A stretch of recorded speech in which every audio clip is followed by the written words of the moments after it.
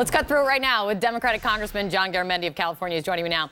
Garamendi just introduced a bill to prevent the president from being able to use an emergency declaration to get money, additional money for the border wall. I'm going to ask you about that in just a second, but I do want to ask you, Congressman, what you are hearing.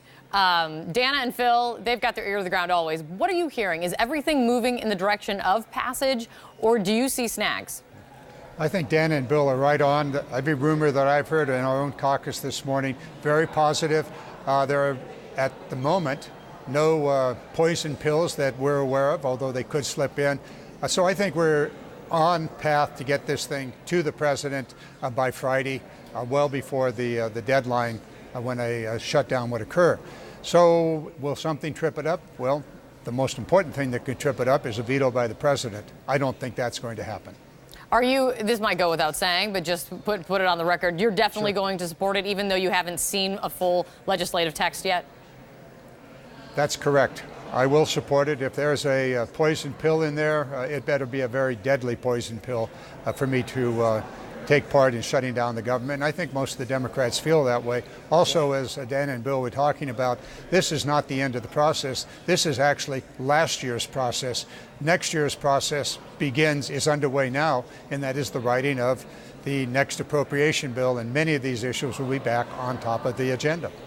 Congressman, the White House press secretary, she said this morning that right now they're not committing to whether the president will sign on to this plan or not. That might just be a statement of reality, which you don't know what the president's going to do until he does it.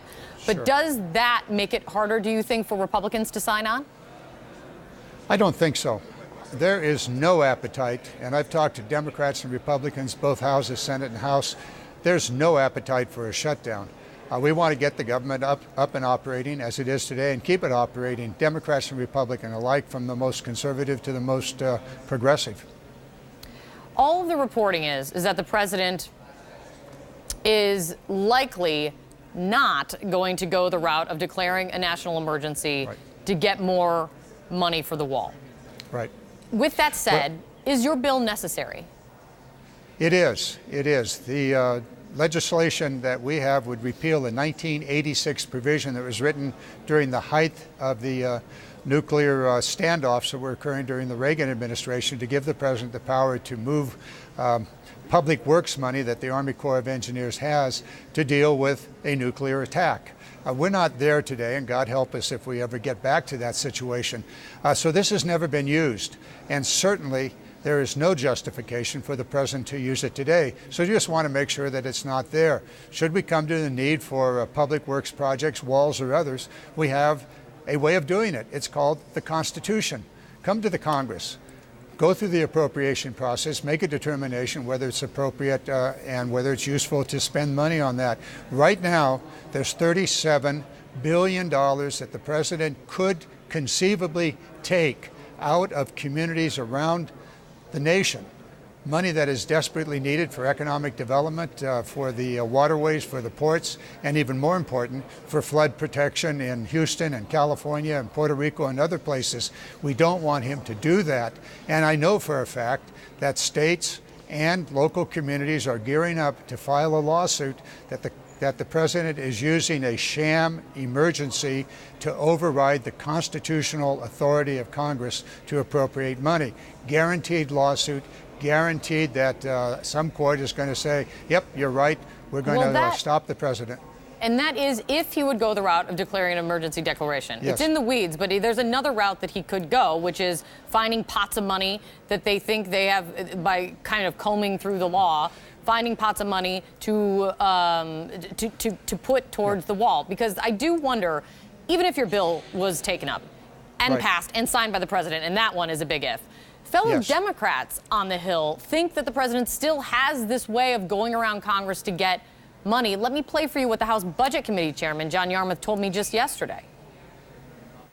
It's my understanding that there's certain pockets of money that the administration can reprogram. Some of it they just have to notify Congress they're doing. Other pockets they have to actually request permission from Congress. So I think they'll take the steps of least resistance first, find the money that they might have with where they only have to notify us, or maybe don't even have to. So we would have clearly there are some things we could not prevent, and we'll have to live with that.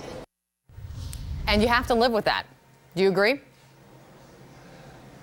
No, I don't agree. Yarmouth is correct on the technical details. However, there's this thing called, we don't vacate the field. If the president goes over and overrides the appropriation processes, overrides the authority of Congress by moving significant amounts of money from one program to another, there is a thing called, we'll see you tomorrow, Mr. President. You're going to have to come back here for all of your programs, for everything. And so the president needs to be careful about that. He's already learned what happens when you try to override the authority of Congress. That was a 35-day shutdown. He doesn't want that again. I would hope he doesn't want it again. In addition to that, some of those authorities that he has, and one that I'm particularly concerned about, because I spent the last 8 years working on the U.S. Coast Guard. U.S. Coast Guard interdicts 10 times the amount of drugs that the Border Patrol does on the Mexican border. There is a possibility of about $1 billion that we've appropriated to rebuild Coast Guard facilities that are absolutely essential to protect the coast of the United States. The Coast Guard provides a wall 1,500 miles at sea. Now, could the president take that money? He could, but I'll guarantee you there would be tomorrow, and when tomorrow comes, the president would pay a heavy price in other things that he might think are important. That sounds like quite a threat coming from you. Well, take it for what it is. I don't say things idly, and I know that my colleagues who are concerned about programs that they've worked on over the years are just as interested in making sure that those programs, whatever they may be, many of those important to individual communities, as we talked about with the Civil Works project of the Army Corps of Engineers, communities that need to be protected from floods, from hurricanes, tornadoes, and the economy, the commerce of the rivers. All of those things are important to us. We represent these communities, and we're not going to stand by if the president were to rip off programs that those communities desperately need to protect the citizens whose lives may very well be endangered. And so just to be clear, there's no way you could stop him from doing it, prevent him on the front end from doing it, but you're saying you got to come for us for money. You've got to come to us for money later, and that's where he's going to have, that's what he will pay a price? Absolutely, he'll pay a price. In some cases, he has to, as Mr. Yarmouth said, he has to go and get prior permission. In other cases, he has to report back. In both cases, he does not have constitutional authority to appropriate money. The Congress of the United States, the House and the Senate are the only branch of government of the three that has the power to say we will spend money on this or that and we will raise taxes to pay for it. That's our responsibility. The president's responsibility is to carry out those appropriations and those laws. Congressman Garamendi, thank you for coming in. My pleasure. Thank you.